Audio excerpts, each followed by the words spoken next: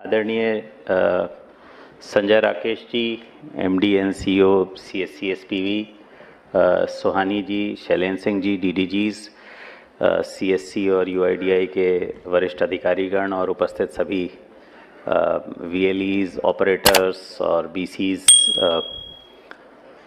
मेरे लिए ये व्यक्तिगत तौर पे बड़ा सुखद अनुभव है कि आज मैं आपके बीच उपस्थित हूँ, क्योंकि सीएससी से मेरी यात्रा सीएससी एसपीवी से भी पुरानी है। सीएससी की अवधारणा आप लोगों को बहुतों को मालूम होगा, अनेक राज्यों में सीएससी समान संस्थाएं पहले ही बन गई थीं और फिर राष्ट्रव्यापी स्तर पे उसको बहुत सुदृढ़ नींव के साथ चलाने के लिए सीएसपी, एसपीवी और सीएससी 1.0 योजना चली 2005-06 से, और जिससे अभी आज ये 5 लाख वीएलई सेंटर्स तक पहुंच गई है। मेरी इसकी यात्रा शुरू होती है सन 1999 से। मध्य प्रदेश के एक छोटे से ज़िले में हमने पहले 21 छोटे छोटे सीएससी समान केंद्र बनाए थे विलेज लेवल एंटरप्रेन्योर से, इसी अवधारणा के साथ कि G2C और B2C दोनों करेंगे, और जो एक सेवा प्रदान करने के लिए वायबिलिटी आएगी एक और दूसरी ओर जो सरकारी दफ्तरों में लोगों को भ्रष्टाचार की समस्या होती है और केवल उसी स्थान पर 10 से 5 के बीच में जाके सेवा प्राप्त करें, उससे उनको मुक्ति मिलेगी। क्योंकि कंपटीशन आएगा, कंपटीशन से ही जो है ग्राहक को विकल्प मिलेगा, उपभोक्ता को विकल्प मिलेगा, नागरिक को विकल्प मिलेगा और उसको बेहतर सेवा मिल सकेगी और लोगों को रोज़गार अलग मिलेगा। ये सोच थी। एक छोटी सा हमने प्रयोग किया ज्ञानदूत करके, जिसको यूरोपियन यूनियन का स्टॉकहोम चैलेंज का पुरस्कार मिला। मैं पूरी दुनिया में उसको बेहतरीन सबसे सर्वश्रेष्ठ पब्लिक एडमिनिस्ट्रेशन प्रोजेक्ट माना गया। हम लोग गए थे वहाँ सन 2000 में मैं गया था स्टॉकहोम में उसको रिसीव करने के लिए अवार्ड को। उसके बाद मध्य प्रदेश राज्य का विभाजन हुआ, मैं छत्तीसगढ़ काडर में आवंटित हुआ। छत्तीसगढ़ में क्योंकि ये प्रयोग किया था तो सबसे पहले मुझे इसी काम पे लगाया गया कि एक नई संस्था बनाई चिप्स करके। जो लोग कहीं छत्तीसगढ़ से जुड़े हों उनको उसके बारे में मालूम होगा, और वहाँ पे चॉइस सेंटर के नाम से आज भी जाना जाता है, Chhattisgarh online information for citizen empowerment, choice agent, choice centre. और वही जो है चॉइस सेंटर का हमने नियम सबसे पहले आईटी एक्ट के तहत जो एक होता है कि कानून बनाने की शक्ति राज्य सरकारों को दी गई थी नियम बनाने की। तब तक आईटी में बड़े प्रयोग हो रहे थे, बड़े बड़े उस समय आंध्र प्रदेश का बड़ा नाम होता था, पर न केंद्र सरकार ने न किसी भी सरकार ने सबसे पहले नियम सन 2002 में छत्तीसगढ़ सरकार ने बनाए, जिसमें कि बिल्कुल कागज़ पे की हुई चीज़ और इलेक्ट्रॉनिक रूप से की गई चीज़ को बराबर मान्यता दी गई।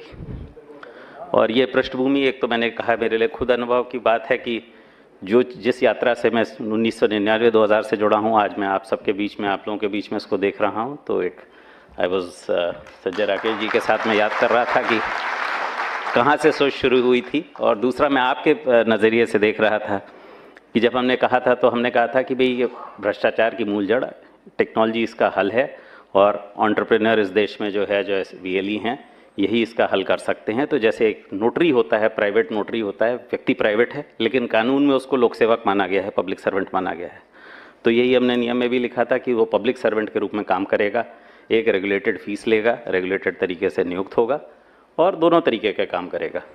और यही चीज़ सीएससी योजना में आई। बाद में आईटी एक्ट भी उसी के आधार पे 2008-09 में अमेंडमेंट्स हुए, और उससे भी मैं उस समय किसी दूसरे रूप में जुड़ा रहा था।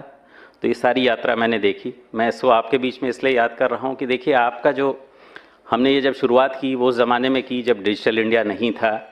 आज हम बोलते हैं 80 करोड़ से ज़्यादा लोग डिजिटल हो गए हैं, मोबाइल हो गए हैं। कई लोगों की ये सोच है कि आगे चल के ऐप्स हो जाएंगी, सब लोग लिटरेट हो जाएंगे। तो इस चीज़ की आज के संदर्भ में कितनी उपयोगिता रहेगी, भविष्य के संदर्भ में कितनी उपयोगिता रहेगी, मैं इसमें खाली एक ही बात कहूँगा कि ये सच है कि डिजिटल होने के साथ सभी लोग अपना काम डिजिटल करना सीख जाएंगे, लेकिन एंड ऑफ द डे ये एक सर्विस प्रपोजिशन है, एक सेवा है, और सेवा विश्वास से पनपती है। मेरा खुद का अनुभव है, इतने सालों से मैं इंश्योरेंस लेता हूँ और जो मेरा इंश्योरेंस एजेंट है उस पर मेरा विश्वास है। तो मैंने कभी नहीं सोचा कि इसको मैं डायरेक्ट इंश्योरेंस ले लूँ। जब मेरा क्लेम आता है तो वो मुझे क्लेम कराता है। मैं इससे पहले एक विभाग में था जहाँ इंश्योरेंस का देख रहा था, तो मेरा देखने के साहब आप सीधे ले लीजिए, आपका ये बच जाएगा। मैंने कहा मुझे नहीं करना, मुझे एजेंट के थ्रू ही काम करना है। वो दौड़ भाग करता है, मेरा काम कराता है, मुझे सही सलाह देता है, सही तरीके से कराता है। तो आप सबका भी जो ये एंटरप्रेन्योरशिप पे इतना बड़ा नेटवर्क इस देश में खड़ा हुआ है, कितना भी डिजिटल पेनिट्रेशन हो जाए, अगर आप उपभोक्ता का, नागरिक का विश्वास बनाए रखेंगे तो आप बढ़ते चले जाएंगे। उस विश्वास को कायम रखें। आधार उस विश्वास को कायम करने के लिए एक नींव है। उस आधार के लिए जो डॉक्यूमेंटेशन प्रक्रिया है, बड़े सारे वाक़ये आप लोगों ने भी सुने होंगे कि कई लोगों ने गलतियां की, कुछ को हटा दिया गया, अब उसको सुदृढ़ तरीके से किया जा रहा है। केवल आपको ये ध्यान रखना है कि हमेशा अपने विश्वास को, जो नागरिक आपके पास विश्वास से आ रहा है, और आपके पास ऐसे लोग आ रहे हैं जो कि संभवतः तुलनात्मक रूप से, रिलेटिव रूप से कम पढ़े लिखे हैं, कम डिजिटली लिटरेट हैं, तो उनको आपके विश्वास की और ज़्यादा ज़रूरत है। विश्वास बनाए रखिए, आपका बहुत तेज़ी से ये काम बढ़ेगा। इसकी सरकारी सेवाओं की मांग भी बढ़ेगी, निजी सेवाओं की मांग भी बढ़ेगी, और ये बहुत चीज़ जो है आगे तेज़ी से बढ़ेगी। मैं मुख्य बात आपके सामने यही रखना चाहता था। बाकी आज के कार्यक्रम की पूरी रूपरेखा सामने है, दोनों डीडीजीज़ ने उसके सामने विस्तार पे रखा है, और सीओ भी अभी आपको उद्बोधन करेंगे। तो मैं इन्हीं शब्दों के साथ आप सभी के लिए पूरी शुभकामनाओं के साथ अपनी बात को यहाँ विराम देता हूँ। Shri Kumar Rakesh Sinha ji, director UIDAI, sir please join us on the stage. Also Shri Sanjay Singh Rautela साहब, director UIDAI, please join us on the stage sir. And Shri RVN Srinivas, director UIDAI, please join us on the stage. Also Avnish Tyagi sir, आप भी please हमें stage पर join करें।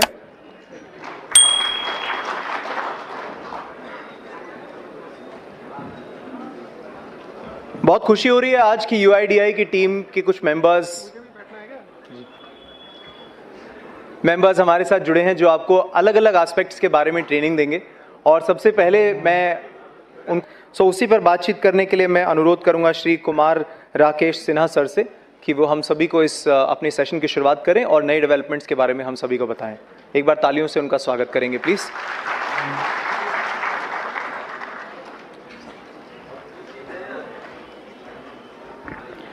धन्यवाद। आप सभी का इस CSC द्वारा और ऑर्गेनाइज्ड वर्कशॉप में स्वागत है। मैं कुमार राकेश सिन्हा, मैं डायरेक्टर एनरोलमेंट एंड अपडेट हूँ UIDAI की हेडक्वार्टर में, और आप सबों को संबोधित करने के लिए यहाँ उपस्थित हुआ हूँ। बेसिकली आधार के बारे में आप लोग इतने सालों से काम कर रहे हैं, तो मैं उन सब बातों को नहीं दोहराऊँगा जो आप करते आ रहे हैं। जो आधार एनरोलमेंट आप कर रहे हैं, आधार अपडेट कर रहे हैं, वो सब चीज़ें चलेंगी। उसके बारे में जो अदर एस्पेक्ट हैं, उसके बारे में जो एरर्स की बात है, वो श्रीनिवास जी हमारे सहयोगी हैं, वो आपसे करेंगे। आधार में जो कुछ हम लोग चेंजेस लाने जा रहे हैं या ला चुके हैं, या जो प्लान्ड हैं, उन सब के बारे में मैं आप लोगों को जानकारी दूंगा। इनमें से कुछ चीज़ें हैं जो सिस्टम में आ गई हैं, कुछ आने वाली हैं, और निकट भविष्य में ये सभी चीज़ें प्लान में आ जाएंगी। इन सब चीज़ों पे आधार अथॉरिटी जो है वो काम कर रही है। तो उन सब चीज़ों को बेसिकली आपको फर्स्ट हैंड इन्फॉर्मेशन दे रहे हैं। अभी हमने इनमें से बहुत सारी चीज़ों को पब्लिक डोमेन में नहीं लाया है, फिर भी हम आपको अपना पार्टनर समझते हुए ये सारी चीज़ें आपके साथ शेयर कर रहे हैं।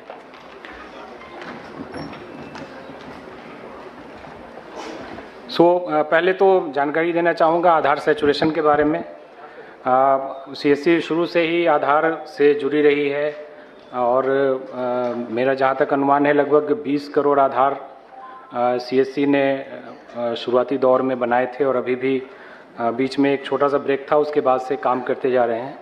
तो सभी रजिस्ट्रार और इन लोगों के सहयोग के कारण आप ये इंडिया का मैप देख रहे हैं, और आप देखें पूरा ग्रीन जो सेंटर पार्ट है पूरा ग्रीन हो चुका है। 27 राज्य हमारे ऐसे हैं जहाँ पे 90% से ज़्यादा सैचुरेशन हो चुकी है। सैचुरेशन की इन सब में जो जाहिर है आप सभी ऑपरेटर्स का सहयोग रहा है। और सैचुरेशन की जब हम बात करते हैं तो हम अपना प्रोजेक्टेड पॉपुलेशन जो RGI बताता है, इनफैक्ट RGI की सेंसस 2011 में हुई थी, उसके बाद से 2021 की सेंसस की रिपोर्ट अभी नहीं आई है, कोरोना के कारण जो डिले है, बट उन्होंने एक प्रोजेक्टेड पॉपुलेशन हमें बताया हुआ है। उस प्रोजेक्टेड पॉपुलेशन से जब हम आधार की तुलना करते हैं, इसके साथ ही हम लाइव आधार और आधार जनरेटेड, ये कॉन्सेप्ट होता है। आधार जो जनरेट होते आ रहे हैं हर साल, हमने ये अभी फ़िलहाल नहीं किया है कि हमने जो एक्चुअल डेथ रिकॉर्ड्स हैं उसको माइनस किया हो, बट हर साल की जो RGI की प्रोजेक्टेड डेथ रेट है अराउंड 7.2 पर 1000, उसके हिसाब से हम हर साल काउंटिंग में के पर्पज़ से आधार को थोड़ा कम करके, और हमने एक लाइव आधार बोला हुआ है। सो आज 135 करोड़ आधार में लगभग 129 करोड़ लाइव आधार हैं, और जो आरजीआई की प्रोजेक्टेड पॉपुलेशन है उससे जब हम तुलना करते हैं तो हम ये सैचुरेशन बताते हैं। सिर्फ कुछ राज्य हैं जहाँ पे सैचुरेशन कम है, जिसको हम बोलते हैं कि 90 से कम है। बिहार, सिक्किम, जम्मू एंड कश्मीर, अरुणाचल, असम और मणिपुर, ये राज्य वैसे हैं जहाँ पे 80 से 90% की सैचुरेशन है, और सिर्फ 3 राज्य या यूटी हैं जो 60 से 80% वाले ब्रैकेट में हैं। कुछ इशूज़ हैं, लोकल इशूज़ हैं, उन सब के कारण है, लेकिन यहाँ पे भी ज़ोर शोर से काम चल रहा है। ओवरऑल पैन इंडिया अगर बोले तो एडल्ट पॉपुलेशन हमारा 100% कवर हो चुका है। जो आरजीआई की पॉपुलेशन फिगर है उससे 100% हम आधार बना चुके हैं। ये भी मैं लाइव आधार की बात कर रहा हूँ, ग्रॉस आधार की बात नहीं कर रहा हूँ। ओवरऑल सैचुरेशन अराउंड 94% है अगर इंडिया की पॉपुलेशन के हिसाब से देखें। जो हमारा जैसा सीओ सर ने भी बताया कि 0 to 5 एज ग्रुप में हमारा सैचुरेशन सिर्फ 34% है, और ये चूँकि नए बर्थ एवरी ईयर होते हैं तो एवरी ईयर ये शॉर्टफॉल यहाँ पे बना रहता है, और ज़्यादा अब अगर नए आधार की बात है तो काम करने की ज़रूरत 0 to 5 एज ग्रुप में ही है। फिलहाल हम लोग लगभग 4 करोड़ नए आधार बना रहे हैं, आगे की डाटा मैं दिखाऊंगा, और 16 करोड़ अपडेट कर रहे हैं। मोबाइल की सैचुरेशन आधार में एक बहुत प्राइम रिक्वायरमेंट होती है, और मोबाइल अब ऐसा हो गया है कि वो गांव-गांव में, शहर-शहर में हर व्यक्ति के पास पहुंचने लगा है। हमारे 95 करोड़ आधार में मोबाइल शामिल है। सो अभी भी लगभग 40 करोड़ आधार में हमें मोबाइल जोड़ने की ज़रूरत है। एक और है जो मैंडेटरी बायोमेट्रिक अपडेट की बात है, वो अभी लगभग 5 करोड़ पर ईयर हो रहे हैं। इसके बारे में भी आगे छोटी सी जानकारी दूंगा आपको। ये हमारा कंपैरिजन है year wise enrollment and update का। तो जैसा कि आप जानते हैं 2010 में पहला आधार इशू हुआ था, और 2011-12 से ये फुल फ्लेज्ड पूरी स्पीड से चल पड़ा, और आने वाले 5 साल में यानी 2015-16 तक, 2016 की अप्रैल आई थिंक 3 अप्रैल थी जिस दिन हम लोगों ने अनाउंस किया कि हमने 1 बिलियन आधार, 100 करोड़ आधार बना दिए हैं। उसके बाद से इनफैक्ट एक विज्ञान भवन नहीं, एक और लोकेशन थी, मैं भूल रहा हूँ, वहाँ पे मंत्री महोदय ने ये अनाउंसमेंट करी थी कि आज हम लोगों ने 100 करोड़ आधार बना लिए हैं।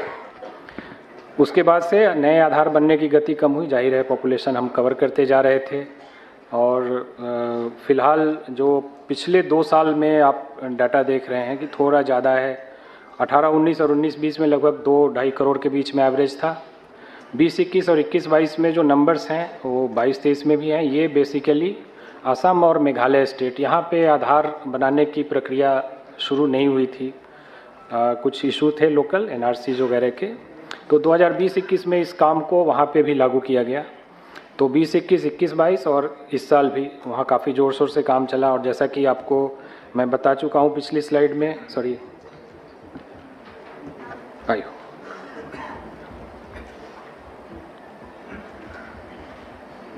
पिछली स्लाइड में कि आसाम की सैचुरेशन जो है वो 80 to 90 में आ चुकी है, और मेघालय अभी 60 to 80 में है। तो इस तरह से आगे चल के नए आधार का काम और भी थोड़ा कम ही होगा, क्योंकि सिर्फ 0 to 5 की पॉपुलेशन को कम करेंगे, लेकिन अपडेट का काम लगातार बढ़ता जा रहा है। पिछले 2017-18 से 20-21 तक आप देखें तो फ्लैट 9 करोड़ के आसपास अपडेट था, लेकिन 21-22 में ये 16 करोड़ हुआ। इस साल भी जो डाटा है वो उम्मीद है कि ये 16 करोड़ के आसपास रहेगा, और आगे और बढ़ने के चांसेस हैं। अगला एक नया काम आधार के पास आधार होल्डर्स के लिए हम लोगों ने शुरू किया है, जिसको डॉक्यूमेंट अपडेट बोलते हैं। इसके बारे में विशेष चर्चा हमारे अगले अतिथि श्री संजय रौतेला जी करेंगे, विस्तार से करेंगे। यहाँ पे मैं बेसिकली इसको शॉर्ट में ये बताना चाहता हूँ कि जैसा कि आपने पिछली स्लाइड में देखा कि जो अपडेट हुए हैं लगभग 60 करोड़ अपडेट हुए हैं, जबकि आधार 135 करोड़ बना है। तो अगर हम ये भी मान लें कि एक आधार में एक ही अपडेट हुए हैं, तो भी 75 करोड़ आधार ऐसे हैं जिनमें कोई अपडेट नहीं हुआ है। और जाहिर है कि बहुत सारे हमारी जनसंख्या है जो गाँवों में रहती है, तो वहाँ पे कोई अपडेट की ज़रूरत नहीं है। उनका जो एक एड्रेस है वो परमानेंट एड्रेस होता है और उसमें कोई चेंज नहीं होता है। नाम, उम्र, जेंडर और एड्रेस, यही 4 चीज़ें हम लेते हैं। अगर इन 4 में कोई चेंज नहीं है तो कोई अपडेट की ज़रूरत नहीं है उनको।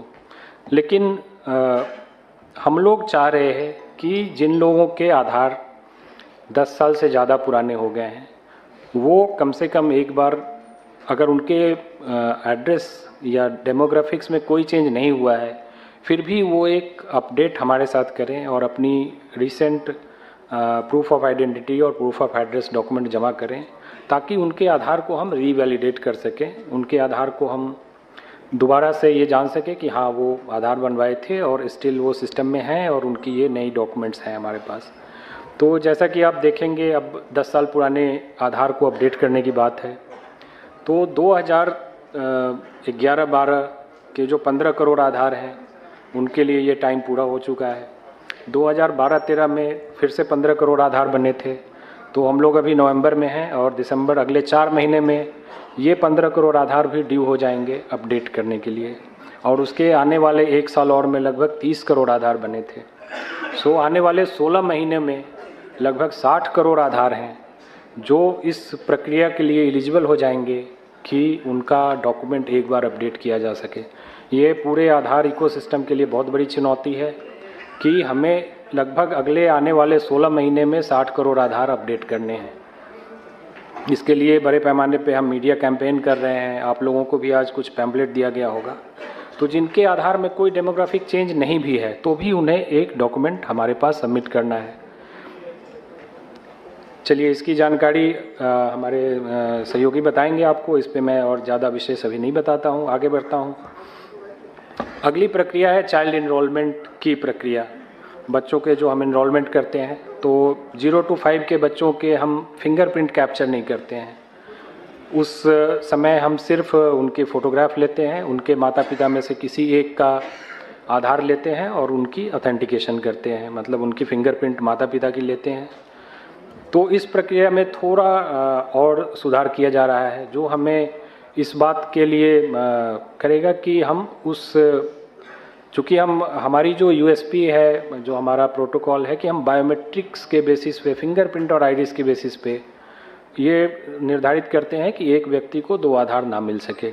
लेकिन 0 to 5 एज ग्रुप के बच्चों में क्या होता है कि उनकी बायोमेट्रिक्स तो हमने ली नहीं, तो उनका जो डेमोग्राफिक इन्फॉर्मेशन है उसके बेसिस पे हम डीडुप्लीकेशन करते हैं। लेकिन उस प्रक्रिया में हम देख रहे हैं कि कई बार एक बच्चे के 2 आधार बन जाते हैं, क्योंकि वो कई बार बच्चे का जो इनरोलमेंट करने जाते हैं तो वो नाम बदल के, कभी बच्चे का नाम तो बचपन में ऐसे ही चेंज होता रहता है, वो तो जब स्कूल जाते हैं तो नाम एक तरह से फिक्स हो पाती है। तो उस प्रक्रिया को ज़्यादा ऑथेंटिक बनाने के लिए हम लोग ये करने जा रहे हैं कि हम दोनों माता पिता दोनों के आधार नंबर उसमें लेंगे, जिससे हमको डीडुप्लीकेशन जब हम करें तो उस माता पिता के डिफरेंट, जो उन माता पिता को हेड करते हुए जो आधार बने होंगे उनको कैप्चर करके हम डीडुप्लीकेशन कर सकें, ताकि एक बच्चे को डुप्लीकेट आधार इशू ना हो। इसमें बहुत सारे ऑप्शन रखे जाएंगे, जहां अगर एक ही माता पिता में से एक अवेलेबल है, दूसरा नहीं है या ऑर्फन है, इस तरह की एक्सेप्शन पॉलिसी रहेगी वहाँ पे। बट ये बेसिकली एक प्रक्रिया हम लाने जा रहे हैं। दूसरा कि आरजीआई जो रजिस्ट्रार जनरल ऑफ इंडिया है, उन्होंने बर्थ रजिस्ट्रेशन के लिए भी काफ़ी मेहनत करी हुई है। तो हम लोग ये प्रपोज़ करने जा रहे हैं कि आगे के आधार में जो बच्चों का आधार बनेगा, तो प्राइमरी डॉक्यूमेंट सिर्फ बर्थ सर्टिफिकेट होगा। बर्थ सर्टिफिकेट के अलावा दूसरे डॉक्यूमेंट को हम लोग एक्सेप्शन में ही स्वीकार करेंगे, अदरवाइज स्वीकार नहीं करेंगे।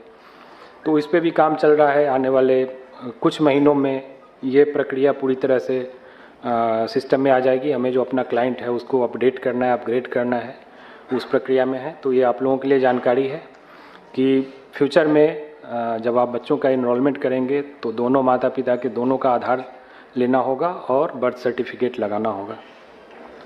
साथ ही आधार लिंक बर्थ रजिस्ट्रेशन, ये एक प्रक्रिया है जिसमें हम RGI जो बर्थ रजिस्ट्रेशन करती है उसका डाटा सॉफ्टवेयर से डायरेक्टली API के माध्यम से हम लेते हैं और जो बर्थ सर्टिफिकेट में डाटा है उसी डाटा के आधार पे आधार बनाया जाता है। तो इस प्रक्रिया में RGI का सहयोग चल रहा है और लगभग 17 राज्यों और केंद्र शासित प्रदेश में हमने इस प्रक्रिया को रोल आउट कर लिया है। बाकी जगह पे काम चल रहा है, हमें ये 36 स्टेट तक UT तक पहुंचना है। तो इस प्रक्रिया के होने के बाद मतलब ऑनलाइन तरीके से आधार बच्चों के आधार 0 to 5 एज ग्रुप के आधार को हम बनाने के लिए आगे बढ़ेंगे। हो सकता है कई स्टेट में खास करके हरियाणा वगैरह में शायद CSC भी हरियाणा गवर्नमेंट के साथ शायद टाइड अप है, तो इस प्रक्रिया को आप लोग जानते होंगे जो वहाँ पे काम कर रहे हैं। हमने कई राज्यों के हेल्थ मिनिस्ट्री को भी अप्रोच किया है कि वो भी अपने सिस्टम को इन बच्चों के इनरोलमेंट के लिए लगाएं और ये सिस्टम ALBR जो आधार लिंक्ड बर्थ रजिस्ट्रेशन है उससे जब लिंक हो जाएगा तो डाटा कैप्चर RGI की सॉफ्टवेयर से डायरेक्ट होगा। अगली प्रक्रिया जो है बच्चों के मैंडेटरी बायोमेट्रिक अपडेट की है। तो मैंडेटरी बायोमेट्रिक अपडेट जो हमारा रेगुलेशन आधार का है वो बोलता है कि बच्चों को 5 से जब वो उनकी उम्र 5 साल की हो जाती है तो अगले 2 साल के अंदर 5 से 7 साल के बीच में और पुनः 15 से जब उनकी उम्र 15 साल की हो जाती है तो अगले 2 साल के अंदर 15 से 17 के बीच में उन्हें एक बार अपना बायोमेट्रिक अपडेट कराना है। 5 से 7 साल वाले एज ग्रुप के लिए तो ये ज़रूरी है क्योंकि उनकी बायोमेट्रिक हमारे पास है ही नहीं, तो ये तो करना बहुत ही ज़रूरी है। और 15 से 17 में भी चूँकि अब मान लीजिए 5 साल के बच्चे ने कराया तो उसकी जो फ़ोटोग्राफ आधार पे होगी, जो उसकी फिंगरप्रिंट फिंगर की साइज़ होगी वो काफ़ी छोटी होगी, तो इसलिए वो 15 के एज में एक बार अपडेट कराना ज़रूरी है ताकि उसकी फ़ोटो अपडेट हो जाए। जो नया आधार उसके पास आए, आधार नंबर तो वही रहेगा, ये तो आप जानते हैं, लेकिन उसको एक नए जिससे उस आइडेंटिटी से उसको पहचान उसको मिल सके। तो ये अभी तक हमने काफ़ी इस पे कैंपेन भी किया और लोगों को किया कि भाई आप आधार मैंडेटरी बायोमेट्रिक अपडेट करवाएं, लेकिन उसके बावजूद बहुत सारे लोगों ने अभी करवाया नहीं है। तो एक चेंज हम लोग अपनी पॉलिसी में लाने जा रहे हैं जो कि 1 जनवरी से लागू होगा। इसमें है कि जो UIDAI ने 2 साल की परमिशन दी है कि 2 साल के अंदर आप अपडेट करा लें, अगर उस पीरियड में आप अपडेट कराते हैं तब तो वो पैसे UIDAI आपको लिए फ्री ऑफ कॉस्ट होगा, UIDAI संबंधित रजिस्ट्रार को ये पैसे देगी। लेकिन अगर आप 7 साल और 17 साल से ऊपर के हो जाते हैं तो आपने वो अपना जो सिस्टम आपको UIDAI ने प्रोवाइड किया था वो आप उसको यूज़ नहीं कर पाए, तो उसके बाद वो चार्जेज आपको खुद बियर करने पड़ेंगे। संभव है इसके कारण लोगों में थोड़ी जागरूकता आएगी और ये पिछले लगभग 7-8 महीने से हम लोग इस पे मैसेजिंग कर रहे हैं लोगों को कि आप अपडेट अपने करा लें। आगे ये लगभग 1 जनवरी से हमारा प्लान है कि ये सिस्टम में आ जाएगा। उसके बाद से मैंडेटरी बायोमेट्रिक अपडेट बिल्कुल एज फिक्स हो जाएगा कि 5 से 7 और 15 से 17 में ही UIDAI चार्जेस बियर करेगी। उसके बाद आपको जो कंसर्न रेजिडेंट होंगे उनसे पैसे लेने होंगे। अगली प्रक्रिया जो है वो एडल्ट इनरोलमेंट, जैसा हमने बोला कि ये लगभग 100% हो चुका है पूरे इंडिया में और इस पे बहुत सारे कॉर्नर से हमें आ रही थी कि आप अब थोड़ा ज़्यादा ध्यान दे करके एडल्ट की इनरोलमेंट करें। तो इसके बारे में बहुत सारी चर्चाएं हुई डिफरेंट लेवल पे, जैसा कि CO सर ने भी आपको ब्रीफ किया होगा।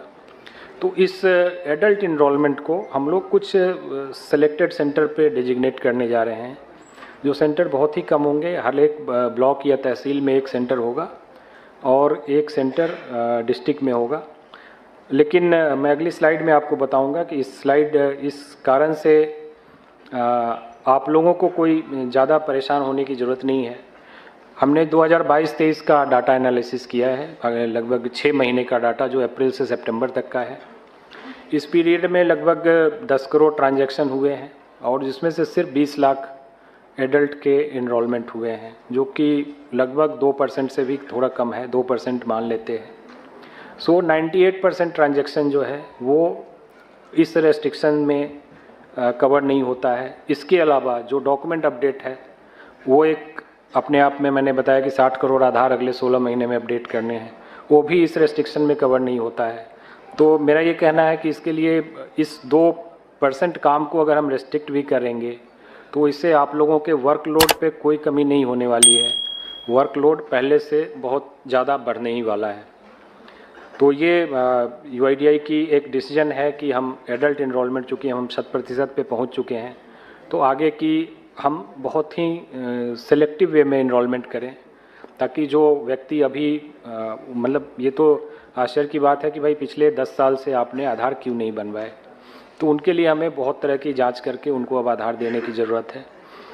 तो इसमें आप लोगों का सहयोग होगा और आप लोगों को इससे वर्कलोड पे कोई कमी नहीं होगा, ये मैं आश्वस्त करना चाहूँगा। आधार चार्जेज के बारे में फर्स्ट सेशन में हमारे DDGRO दिल्ली महोदय ने बताया था कि डिस्प्ले होना चाहिए रेट चार्ट जो है। हमने नया रेट चार्ट भी फिर से इशू कर दिया है, जिसमें डॉक्यूमेंट अपडेट के जो चार्जेज हैं वो भी ऐड कर दिए गए हैं। तो आप लोग भी रेट चार्ट जो है नया ज़रूर अपने सेंटर पे लगाएं और ये सारे चार्जेज जो हैं डिस्प्ले करें, ताकि जनता को किसी तरह की दुविधा ना हो कि भाई इस चार्ज के हमें पैसे देने हैं या नहीं देने हैं। क्योंकि कई बार लोग गलत इसमें, आपको पता होगा कि हम लोग इसके बारे में सर्वे करते हैं। कोई भी कंप्लेंट्स हमारे पास आती है ओवर चार्जिंग की, तो हम एक सर्वे करते हैं। उसके बारे में भी आपको बता दूं कि सर्वे ऐसा नहीं होता है कि एक आदमी ने, किसी ने बोल दिया तो हम उसको सही मान लेते हैं। एक लंबी प्रक्रिया से गुजरते हैं। मिनिमम 10 लोगों से हमें पूछना है और 10 लोगों ने बात करने के बाद अगर 5 या 5 से ज़्यादा लोगों ने बोला कि नहीं हमसे ज़्यादा पैसे लिए गए हैं, तभी जाके हम उस सर्वे को मानते हैं, नहीं तो उसको हम नहीं मानते हैं। और 1-2 लोगों के बोलने से कोई फ़र्क नहीं होता है, हम उनको रिलीज कर देते हैं। तो इसलिए आप लोगों को रेट चार्ट लगा के रखना चाहिए, ताकि जनता को दुविधा ना हो और सही पैसे वो पे करें आपकी सर्विस लेने के लिए।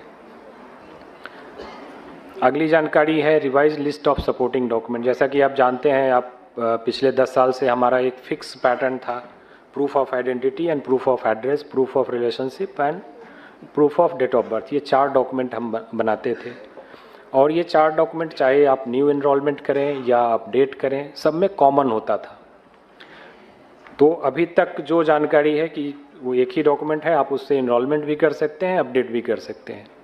लेकिन हम इस प्रक्रिया में फिर से चेंज लाने वाले हैं। आने वाले, हो सकता है आने वाले नए साल में ये आपको देखने को मिले कि अब 3 तरह के डॉक्यूमेंट होंगे। पहला होगा जो चाइल्ड 0 to 5 न्यू इनरोलमेंट, इसमें सिर्फ और सिर्फ बर्थ सर्टिफिकेट होगा और उसके अलावा कुछ एक्सेप्शन डॉक्यूमेंट होंगे जिनके पास किसी तरह से ये बर्थ सर्टिफिकेट नहीं है।